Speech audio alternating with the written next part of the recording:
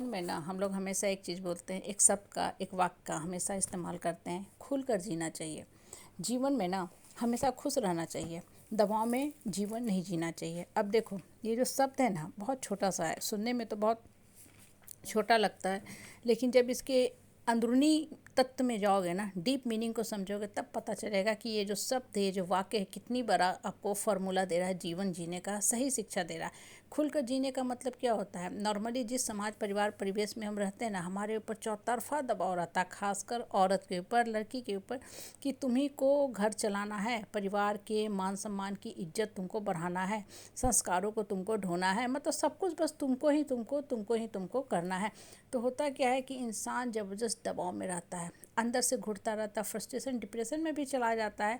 इतना दबाव उसके ऊपर रहता है क्योंकि वो बेचारा खुल के जी नहीं पाता है। खुल कर जीने का मतलब क्या होता है कि वो काम करो जिससे आपका मन आत्मा खुश रहे, वो काम करो जिसको करके आपको एक्चुअल में खुशी मिले, ना कि वो काम करना पड़े जिससे आप तो दुखी रहो, लेकिन सिर्फ और सिर्फ आपके ऊपर ये दबाव रहे कि तुमको सबको खुश करना है।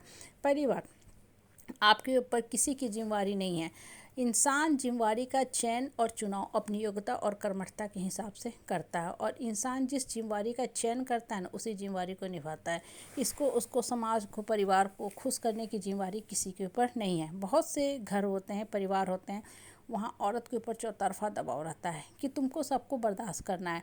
भाई तुम औरत हो, तुमको घर चलाना है, तुम घर की आधार हो, मालकिन हो, सब कुछ है। इन द मीन टाइम उस औरत को ये शिक्षा दिया जाता है कि तुम घुट घुट के रहो, मरते बिलखते कलपते रहो, तुमको जीने का हक कुछ नहीं है, तुम बस सबको खुश करने में लगी रहो। इन द मीन टाइम होता क्या है कि वो औरत जो होती है ना, वो जीना ही भूल जाती, कभी खुल के जी ही नहीं पाती है।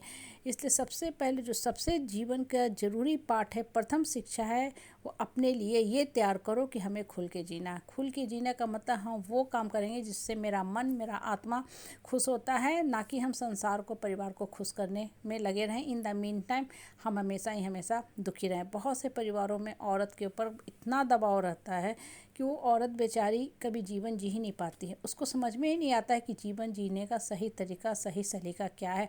बहुत से लोग ऐसे होते हैं ना जो खुलकर बोल नहीं पाते हैं।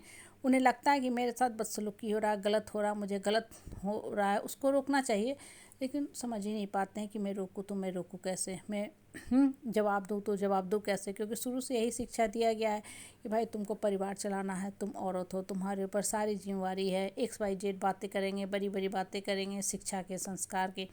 इन द मीन टाइम होता क्या है कि वो औरत बेचारी घुट घुट के रह जाती है। उसके जीवन का एक लंबा आयु, लंबा समय निकल जाता है।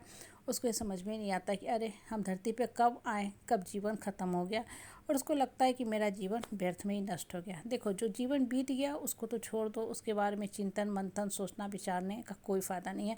आज जागो, वर्तमान में रहो। जो भी जीवन अब आपके हाथ में है उसमें खुल